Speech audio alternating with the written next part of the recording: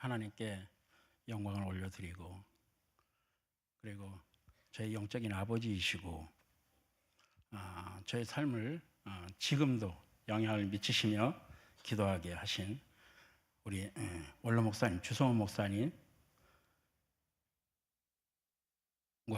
또 사모님, 그리고 담임 목사님이신 김재용 목사님, 사모님, 그리고 당회 성도 여러분, 감사를 드립니다.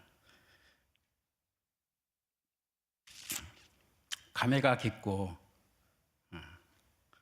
참으로 주님이 하셨다 이렇게 생각을 합니다. 잠시 기도하겠습니다.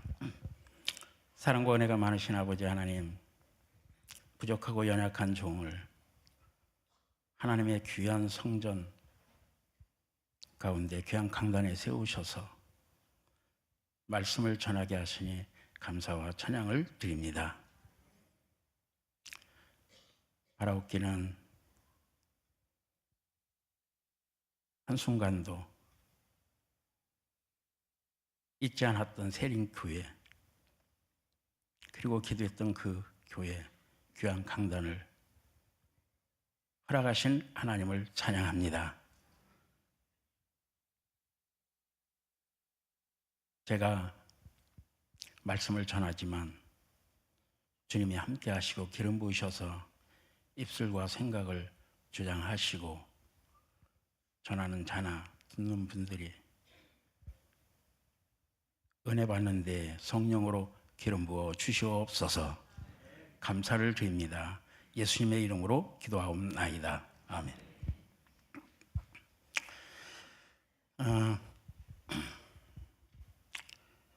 느헤미야는 꿈과 소망을 가질 수 없는 현실이었습니다. 민족의 암울한 시대에 또 포로민의 자녀로서, 포로로 끌려간 것이 아니라 포로민의 자녀로서 어려움과 고통 가운데서 이방 나라 땅에서 살았습니다. 그런데 그가 오늘 본문 11절에 보면은 종으로 형통하여 이 사람 앞에서 은혜를 잊게 하옵소서 하였더니 그때 내가 왕의 술 관원이 되었느니라. 관원장의 자리에 오르게 됩니다. 그래서 그를 가리켜서 입지전적인 인물, 궁계 일학 같은 사람, 민족 재건의 리더, 개혁 주도 세력이라고 이렇게 이야기를 합니다. 여러분, 한 사람의 리더에 의해서 새로운 역사가 기록이 됩니다. 오늘 그 사람이 느헤미야입니다. 일본이니까 우리가 손정희를 잘 압니다. 그 손정희 한 사람이 큰 기업을 일구어 가면서 이제 젊었을 때 결혼을 하게 되죠. 그런데 그가 일본에서 살려면 이름을 바꿔야 돼요. 성을 바꿔야 돼요. 손이라는 성을 가지고 있지 않습니다. 그런데 사랑하는 일본 부인이 손정희와 결혼하고 싶은데 손정희는 그 한국의 그 손이라는 성씨를 그대로 가지고 이렇게 살기를 원했어요. 그래서 기도하면서 생각한 것이 그 사모님이 한국으로 결혼하는 것을 합니다. 그리고 결혼해가지고선 손이라는 이름을 따가요. 그 일본식으로 성을 남편 따라 가듯이. 그리고 나서 다시 와서 그 일본 분이 손이라는 이름으로 호적에 등재가 됩니다.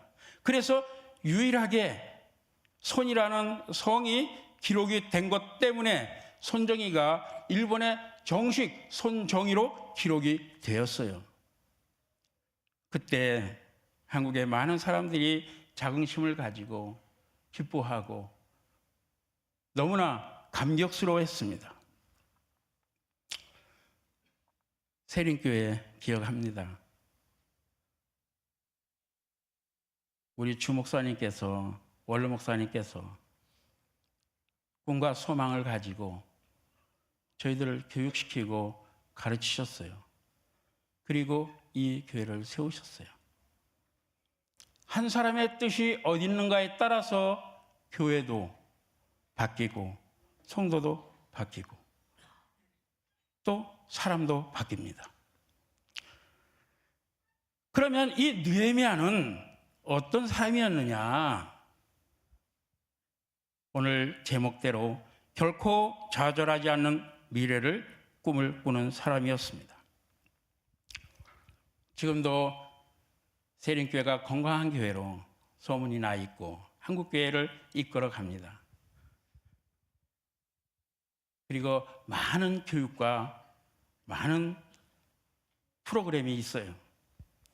그런데 제가 교회를 섬길 때에도, 목사님을 섬길 때에도 그렇게 하셨어요. 하루도 빠지지 않고. 그래서 오죽하면 같이 이렇게 시무장로로 사역할 때에 우리는 주 영역이 사회인데 월요일 빼고 토요일까지 매일 교회 오면 되겠습니까? 부목사님한테 한번 이렇게 어느 분이 저하고 동행하다가 얘기한 적이 있어요. 그런데 우리 목사님께서 각 교육 프로그램을 가르칠 때마다 하신 말씀이 있습니다. 그 말씀이 뭐냐면 이런 말씀입니다. 거지로 키우면 거지가 된다. 저를 극진히 사랑했습니다. 출근할 때 무엇을 하든지 교회 들러서 새벽에 기도하고, 그리고 그 먼 거리에서 나와서 새벽 예배 드리고, 또 퇴근하든지 뭘 하든지 공부를 하든지 늦게라도 들러서 교회 기도하고 목사님한테 일어난 일 보고하고, 그때마다 가르쳤어요. 거지로 키우면 거지가 된다. 시련과 아픔 속에서 느헤미야는 성장했습니다. 그리고 권력의 중심부에 들어갔습니다. 그런데 그것이 그냥 된 것이 아니라 좌절하지 않는 미래를 꿈을 꾸었기 때문에 되어졌습니다. 여러분, 성경은 이렇게 말씀합니다. 미래를 꿈꾸는 사람이 하나님의 사람이다. 주님의 사람이다. 그래서 성경 빌립보서 2장 13절은 이렇게 이야기합니다. 너희 안에서 행하시는 이는 하나님이시니 자기의 기쁘신 뜻을 위하여 너희로 소원을 두고 행하게 하시나니. 무슨 말씀일까요? 우리가 이렇게 꿈을 꾸고 비전을 갖고 만들어 가는 것도 하나님이 우리 속에 계셔서 우리에게 그 비전을 주고 꿈을 주고 또 이루어야 될 목표를 주셨다, 이 말씀이죠. 여러분, 주시니가 하나님이시면은, 허락하시니가 하나님이시면은, 그리고 계획하시니가 하나님이시면은 반드시 그 비전과 꿈을 하나님께서 이루어 주실 줄로 믿습니다. 하나님이 느헤미야의 꿈에 동행을 했어요. 여러분, 세상에 누구를 따라가겠습니까? 시대를 꿈꾸는 사람을 따라갑니다. 교회를 꿈꾸는 사람을 따라갑니다. 주님의 마음을 꿈꾸는 사람을 따라가요. 안 된다, 할 수 없다, 원망하고 불평하는 사람 안 따라갑니다.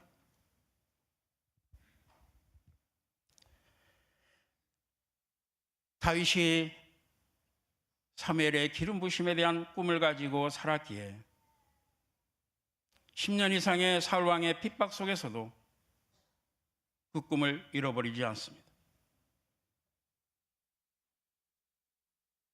갈렙이 45년이 지난 이후에도 그 꿈과 소망을 버리지 않았기에 85세의 노인이 되어서도 그 꿈에 대한 이야기를 합니다. 그리고 거기에 도전을 해요. 복음의 열정을 품고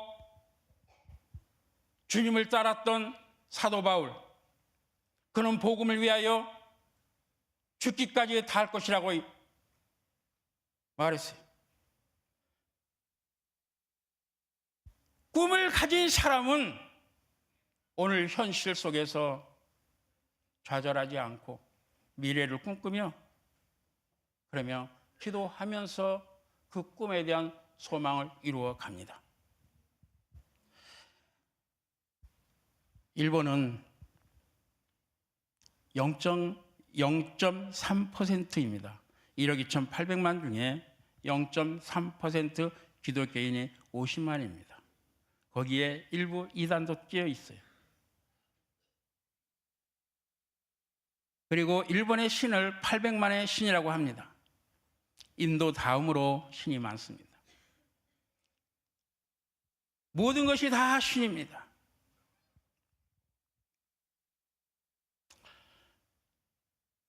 일본은 출생의 비밀이 있어요. 출생하면은 우리는 보통 호적을 올리지 않습니까? 그죠? 근데 일본은 호적에 올리는 것보다 먼저 어디에 올리느냐 하면 신사에 출생신고를 합니다.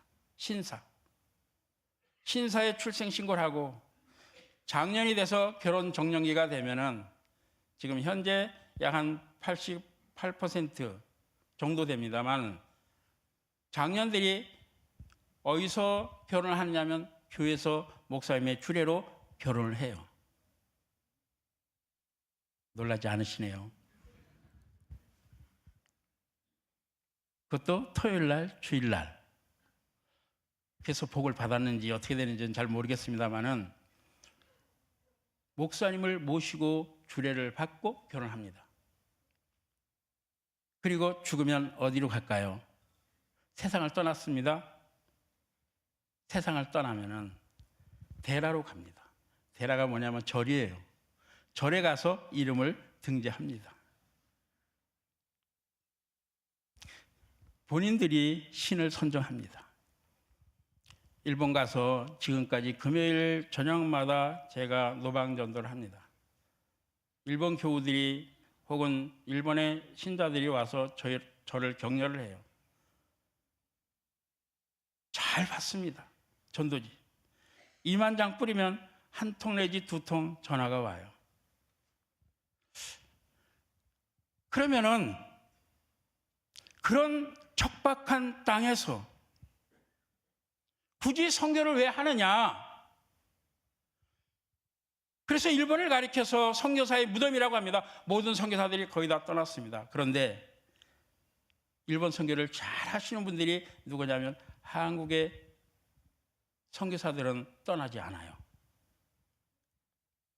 주님이 이루실 그 나라를 위해서 꿈을 가지고 소망을 가지고 복음을 전합니다.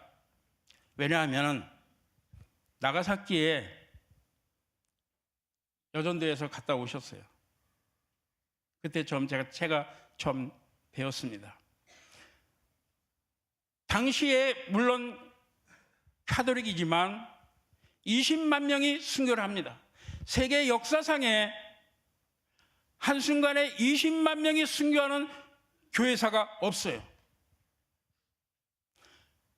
순교만 하는 것이 아니라 교토에서 나가사키까지가 약 1600km 이상이 됩니다. 그런데 그 겨울에 눈이 3m, 2m 쌓인 그곳에 집신 신고, 우리로 말하자면 밧줄에 묶여서 교토에서 나가사키까지 예수 믿는 것 때문에 주님 버리기 싫어서 거기 가서 순교를 해요. 그 인원이 20만 명입니다. 성경은 말씀합니다. 피 흘림이 있은즉 사함이 없다고 얘기해요.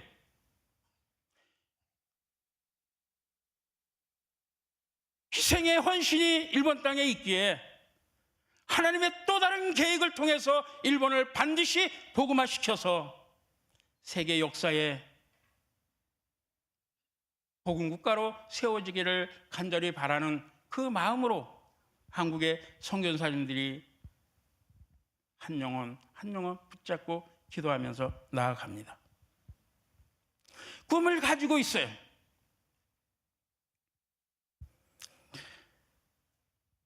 그러면 느헤미야는 그 꿈을 이루기 위해서 어떻게 행동하느냐? 이렇게 합니다. 삶의 적극성을 가지고 삽니다. 원래 오늘 본문은 1차 고레스 왕의 그 칙령에 의해서 1차 포로 귀환이 이루어지고 그 다음에 2차 아닥사스다 왕의 2차 포로 귀환이 이루어집니다. 1차 때 갔다 왔는지 2차 때 갔다 왔는지 알 수는 없지만 그 느헤미야의 형제 중에 한 분 하나냐가 몇 사람과 함께 예루살렘을 방문을 했어요. 그리고 돌아와서 있는데 그 느헤미야가 지금 부릅니다. 지금 느헤미야는 아닥사스다 왕과 함께 가장 좋은 성 수산성에 귀국하고 수산성에서 살고 있어요. 아무 걱정이 없습니다. 성공 인생으로 당당하게 살아갑니다. 그런데 그가 그 삶의 그 현장을 뛰어넘어서 하나님을 불러요. 물어본다는 것이 무엇입니까? 저도 일본에서 어려운 성도를 이렇게 눈빛만 봐도 알아요. 우리 목사님도 늘 아십니다. 이 장로 어려운 일 없어? 힘든 일 없어? 그러면 당회실에 불러서 기도해주고 머리에 손을 얹어서 기도해주고 늘 저를 격려하고 이랬던 목사님입니다. 알아요. 그런데 물어본다는 것이 무엇입니까? 물어보는 건 관심 아닙니까? 거기에 마음이 있다는 거 아닙니까? 안 되는 문제에 대해서 해결할 능력이 있을 때 물어보지 않습니까? 느헤미야는 내가 잘 피해갔다, 나는 잘했다, 1차, 2차 귀환할 때 함께 가지 않은 것이 얼마나 다행인지 모른다, 그렇게 생각하지 않았습니다. 하나님에게 물어서 관심을 표하고 마음을 갖고 거기에 문제를 제기합니다. 자신의 상황을 뛰어넘어서 적극적으로 그 일에 개입을 해요.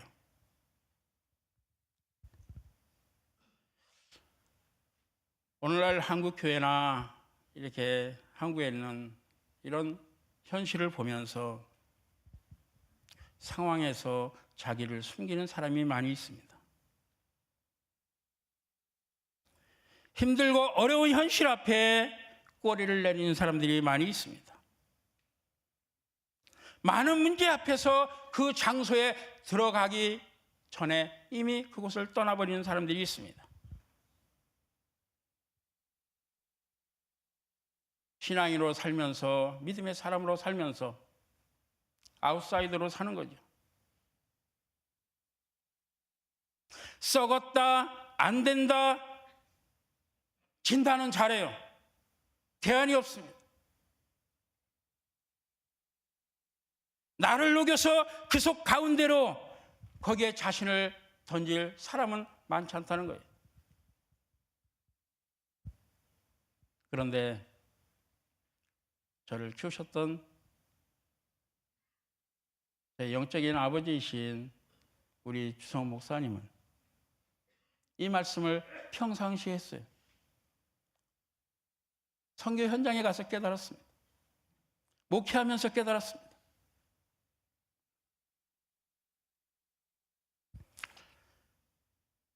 그러면 이런 꿈을, 좌절하지 않는 미래를 꿈을 꾸는 느헤미야는 자기의 마음이었느냐, 자기 생각, 그게 아니라 신관이 뚜렷했습니다. 하나님에 대해서 하나님이 어떤 분이신 것을 확실히 알고 그것에 매달려서 기도하면서 그 일을 이루어갔어요. 그 하나님에 대한 부분을 말씀합니다. 다른 말로 바꾸면 풍성한 감성을 가지고 있었어요. 그래서 성경은 말씀합니다. 이렇게 5절에 보면은 가로되 하늘의 하나님 여호와여, 크고 두려우신 하나님이여. 하나님을 가리켜서 크고 두려우신 분이라고 합니다.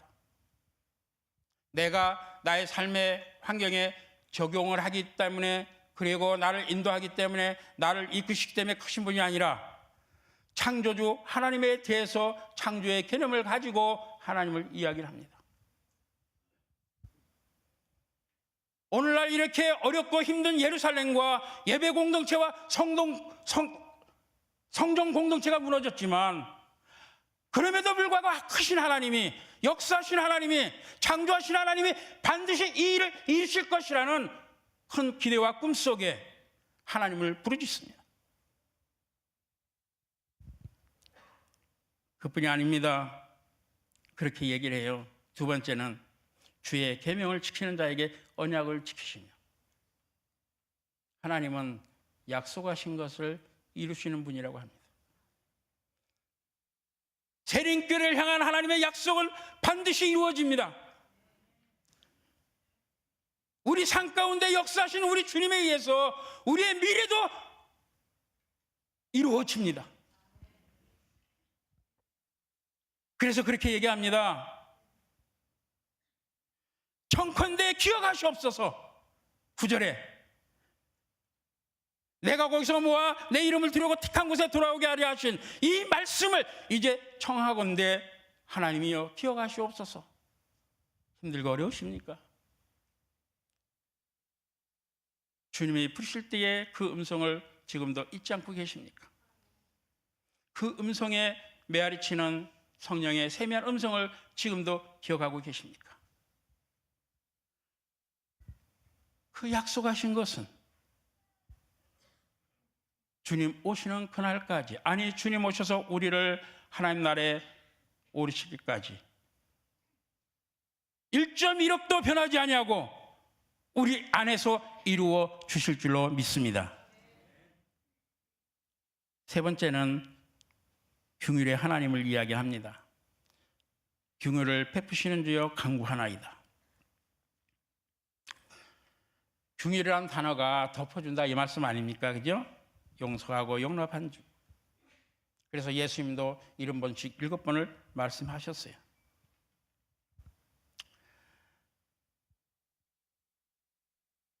어느 때에 제가 내려와서 설교 끝나고 교인들하고 인사하고 교제를 나눌 때 우리 집사람이 그렇게 얘기를 해요. 자기는 강대상에만 있으래요. 무슨 말씀입니까? 내려오면 딴짓한다 이 말이죠. 설교는 잘해놓고 내려오면 딴 생각하지 말고 아예 그러려면 강대상에 앉아 있으래. 여기서 있으래. 내려오지 말래요. 그래서 제가 그랬어요. 당신은 하나만 알고 둘 몰라. 무슨 얘기하는 거야. 하나님의 긍휼하심이 없으면 내가 어찌 이 자리에 섰겠느냐. 하나님의 긍휼하심이 없으면 오늘 우리가 이 자리에 어떻게 설 수 있겠습니까?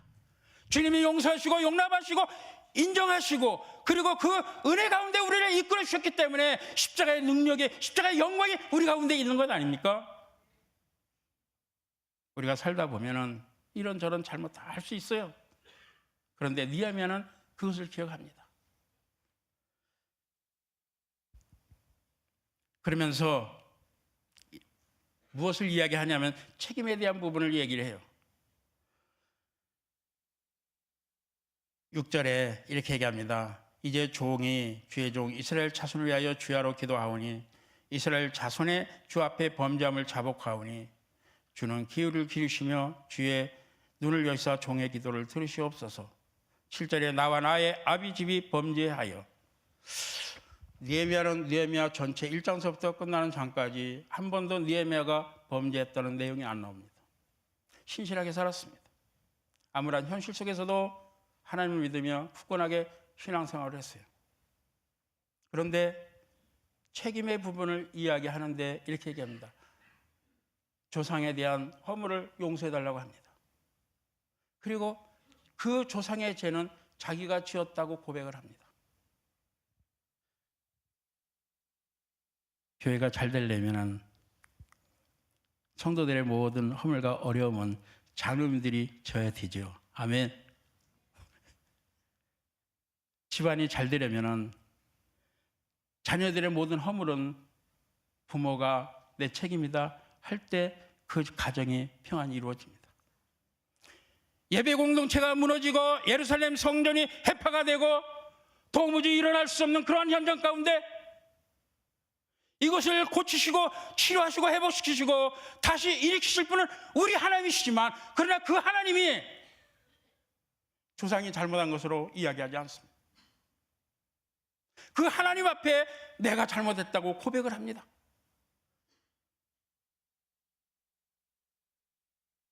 주 앞에 범죄함을 자복하오니.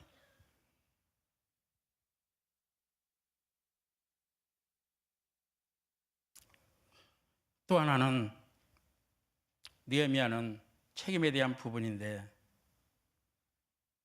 새로운 그 일을 위해서 기도를 합니다. 그리고 그 일에 자기를 집어넣습니다.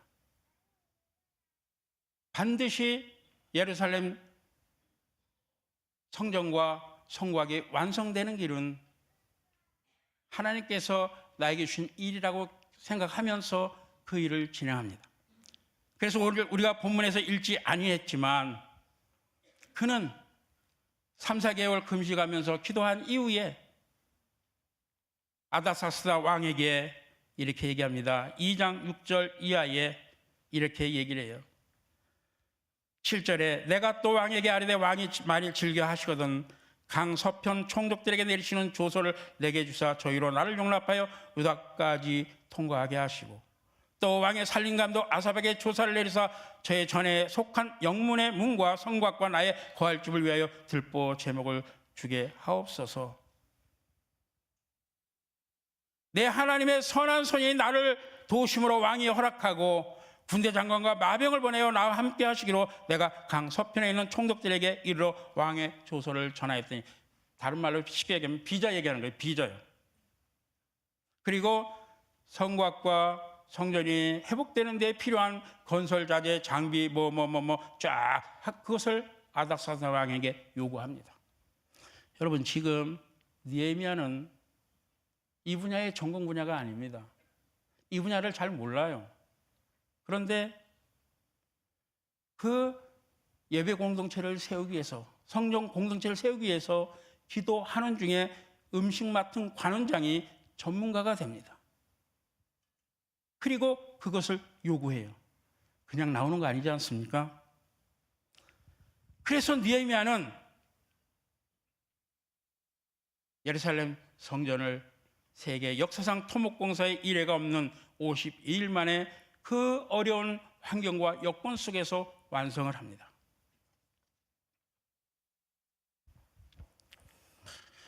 세린교회가 이렇게 우뚝 세워지고 아름답게 꾸며진 그 교회로서 이 3번에 주의 복음을 가지고 많은 백성들의 복음을 전하는 교회로 되어지는 그 과정 속에 항상 제가 그 책임에 대한 부분을 늘 가지고 있었습니다. 당신은 어려운 때에 다른 필미로, 다른 생각으로 교회를 떠나지 않았느냐? 어찌 세린교회 교인 1번이 심호 장로가 떠날 수 있느냐? 많은 사람들이 이야기를 하고 그때 사업이 너무나 잘 됐었는데 사업이 안 되는 줄 알고 나랑 같이 통업을 하자 하신 분도 계셨어요. 그런데 지금까지 말씀을 모든 분들에게 드리지 않았습니다. 집회 가서는 간증을 했었습니다. 제가 건설업을 할 때 항상 저한테 수주가 들어오면은 제가 먼저 묻습니다. 저는 착공 예배 때 우리 담임 목사님하고 착공 예배를 드려야 됩니다. 반드시 거기에 감사헌금을 하셔야 됩니다. 두 번째, 상랑식 할 때 또 해야 됩니다. 그리고 준공 예배에 반드시 당신이 직접 참여해야 됩니다. 불교 신자가 불교 신자라고 해요. 그래도 하시겠습니까? 그러면 제가 공사를 하고, 그러지 않으면 공사를 안 합니다. 그랬어요.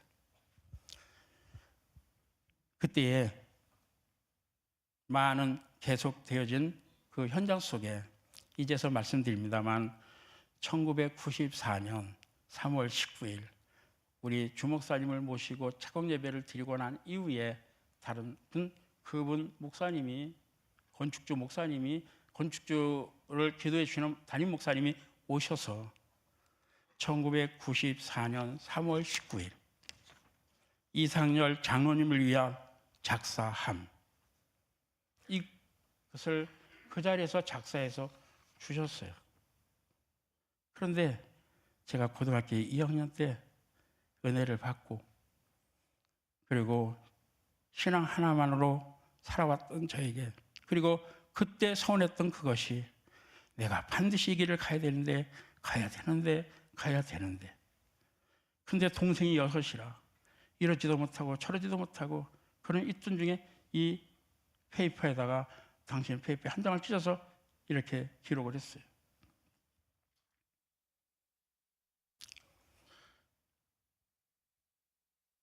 기도 많이 했습니다.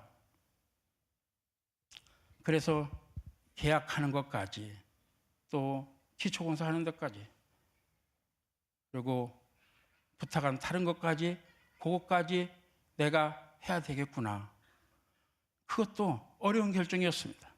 그런데 이 내용을 우리 담임 목사님에게 말씀도 못했습니다. 다른 분에게도 말씀을 하나도 못했습니다.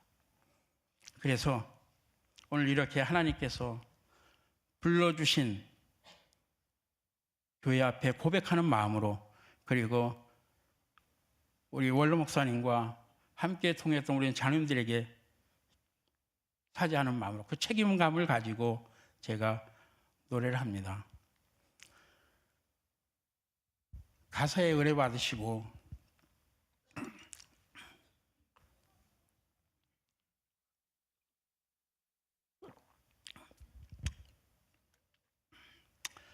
목마른 사심이 시냇물 찾듯 이 내용을 가지고 딱 해주셨어요.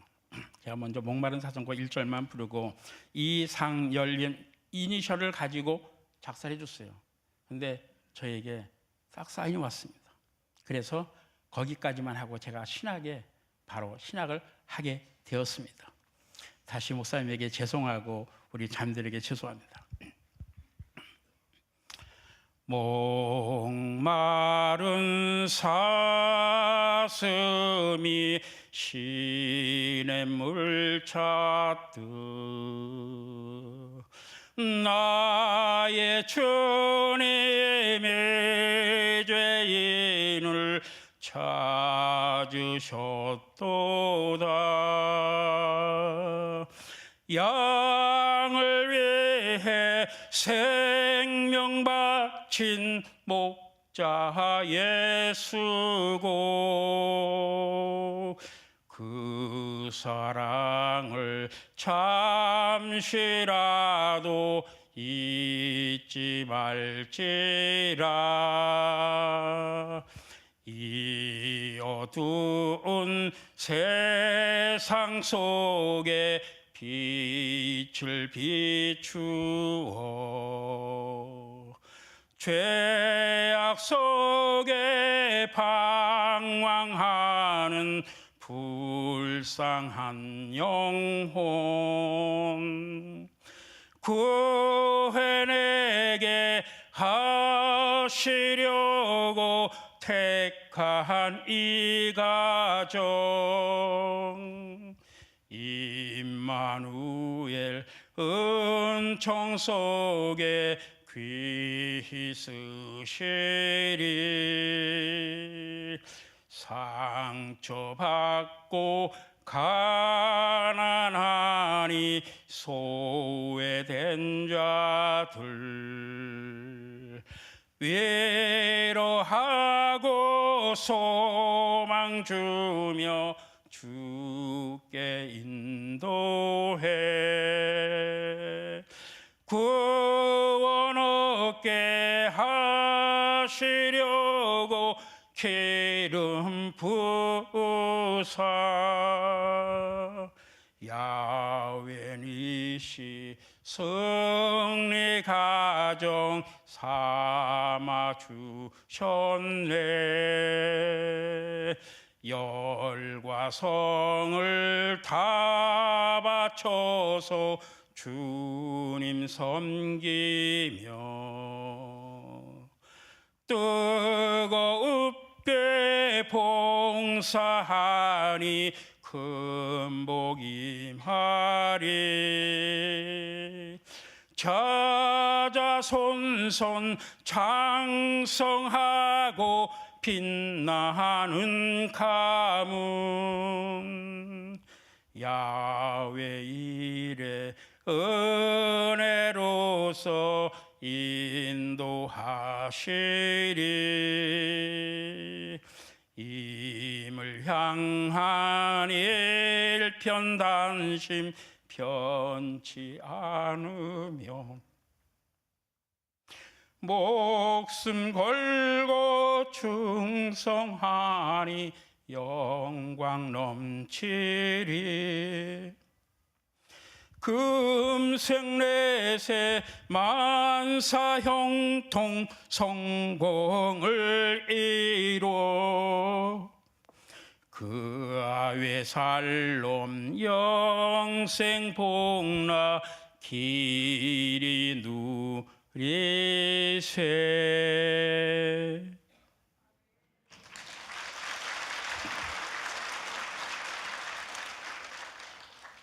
마지막으로 양강모 시인이 지은 시 한 편 읽고 설명하겠습니다. 멈추지 마라. 비가 와도 가야 할 곳이 있는 새는 하늘을 날고 눈이 쌓여도 가야 할 곳이 있는 사슴은 산을 오른다. 길이 멀어도 가야 할 곳이 있는 달팽이는 걸음을 멈추지 않고 길이 막혀도 가야 할 곳이 있는 연어는 물결을 거슬러 오른다. 우리는 가야 합니다. 비가 와도 눈이 쌓여도 길이 막혀도 길이 멀어도 주님 나라 위에서 복음의 깃발을 높이 들고 가야 합니다. 니에미야가 갔습니다. 결국 아다사스다 왕은 도와줍니다. 여러분 힘이 드십니까? 외로우십니까? 넘어도 다시 다가오는 장애물이 있습니까? 반드시 우리 주님은 우리에게 약속하신 것을 이루시고 또 장애물도 제거하시고 사람을 움직여 주셔서 힘으로 능력으로 띠띠워 주실 줄로 믿습니다.